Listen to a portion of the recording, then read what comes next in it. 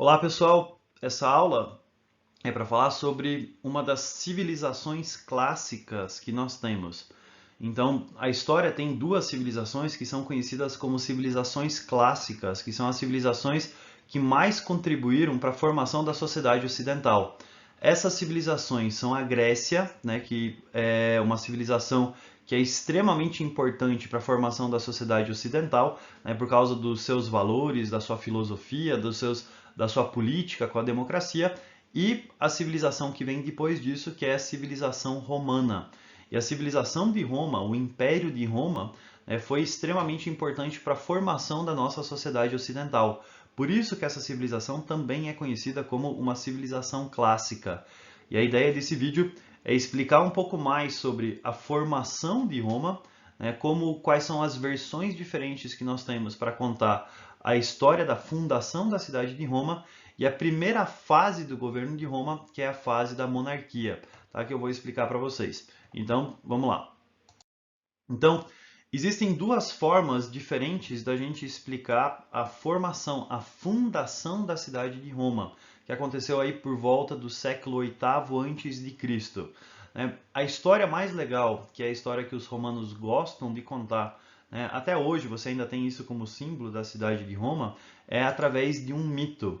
O mito não é necessariamente uma história verdadeira, tá? Mas ela normalmente tenta explicar uma situação presente, ou seja, nós temos isso hoje e você busca lá no passado uma justificativa, uma explicação para isso existir dessa forma hoje. E normalmente isso envolve a participação de alguns deuses, alguma coisa sobrenatural. E a história que nós temos para a fundação da cidade de Roma é o mito dos gêmeos Rômulo e Remo. Então, como é que funciona esse mito? Existia na região da Península Itálica uma cidade chamada de Alba Longa. E a cidade de Alba Longa era governada por um rei chamado Numitor. Numitor tinha uma filha chamada Reia, Reia Sílvia. E a Reia apareceu grávida em casa. Ela disse que quem apareceu para ela foi o deus da guerra, Marte na mitologia romana, Ares na mitologia grega, e Marte acabou tendo relações com a Reia, ela engravidou e ela deu à luz a gêmeos, Rômulo e Remo. Então eles eram semideuses, filhos do deus da guerra. O problema foi que o irmão do rei, o irmão do Númitor, ele deu um golpe, prendeu o rei e se livrou dos seus descendentes.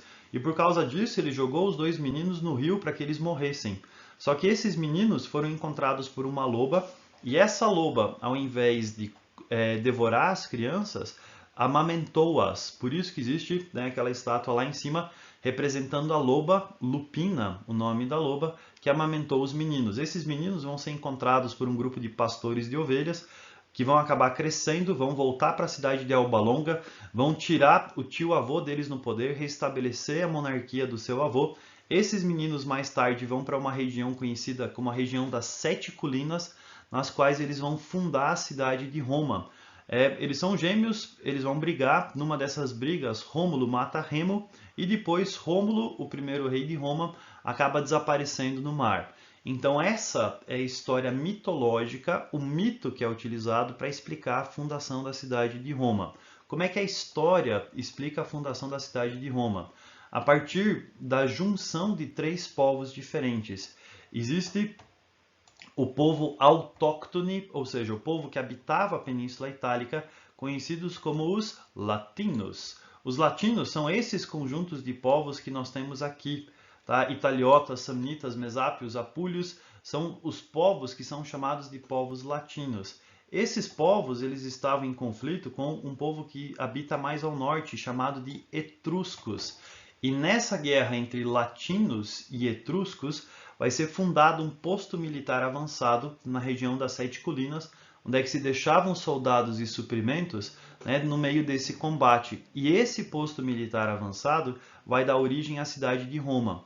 Uma outra coisa bem importante aqui é que o sul da Itália, a sola da bota, é habitado por colônias gregas. Então, durante a segunda diáspora grega, né, quando os gregos saem de seus genos, né, de suas regiões, e procuram novas regiões para fazer as suas colônias, eles vão fundar colônias no sul da Itália, na sola da bota.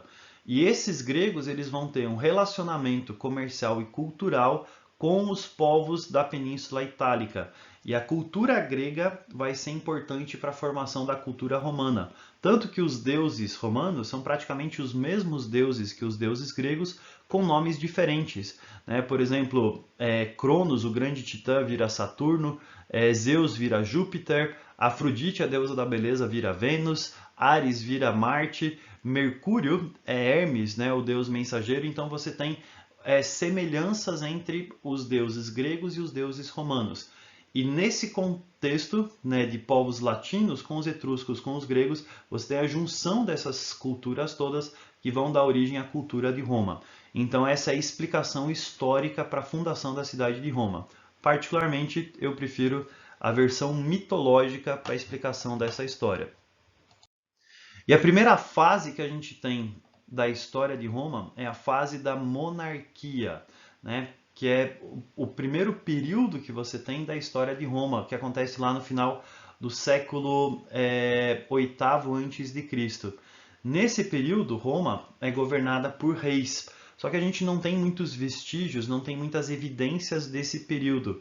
Por isso que as histórias desse período elas são muito mais lendárias, mitológicas, do que necessariamente históricas. O que a gente sabe é que os 4 primeiros reis seriam latinos, do povo fundador da cidade de Roma, inclusive Rômulus teria sido o primeiro rei, mas depois os romanos foram dominados pelos etruscos e os últimos 3 reis da cidade de Roma eles eram etruscos. Os reis governavam com o auxílio de uma assembleia formada por cidadãos de Roma e pela cúria. Então, esses 2 órgãos políticos ajudavam os reis a governar. Agora, o mais importante durante esse período é uma divisão que você tem da sociedade romana. A sociedade romana ela era dividida em 4 grupos diferentes, dos quais os mais importantes são esses 2, os patrícios e os plebeus. Os patrícios eles eram descendentes dos fundadores da cidade de Roma.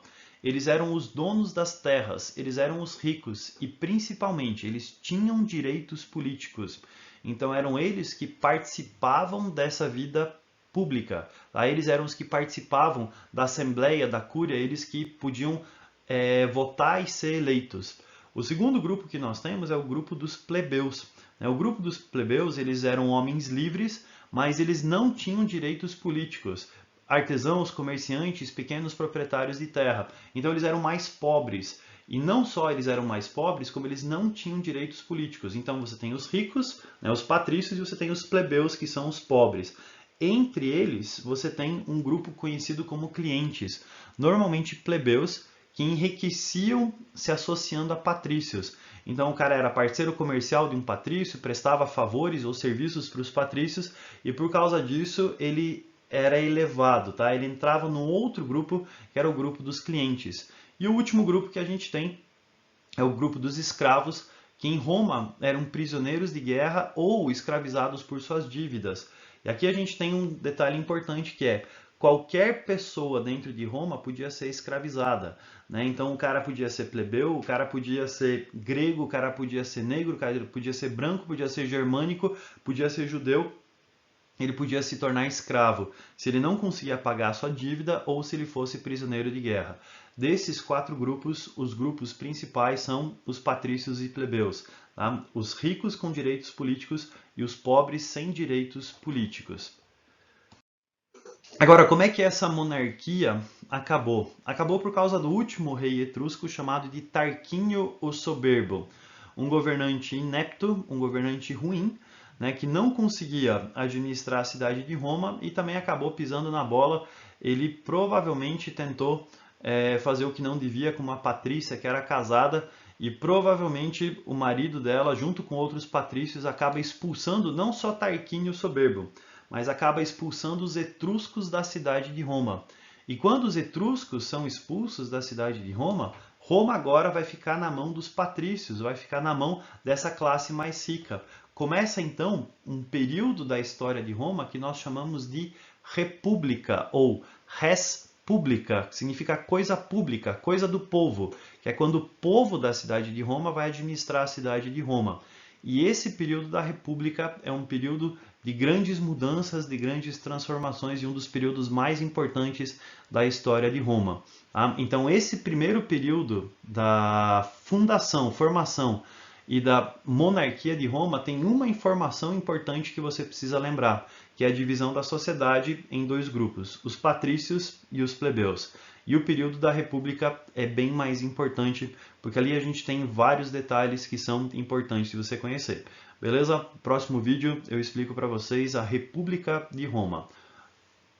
Até mais!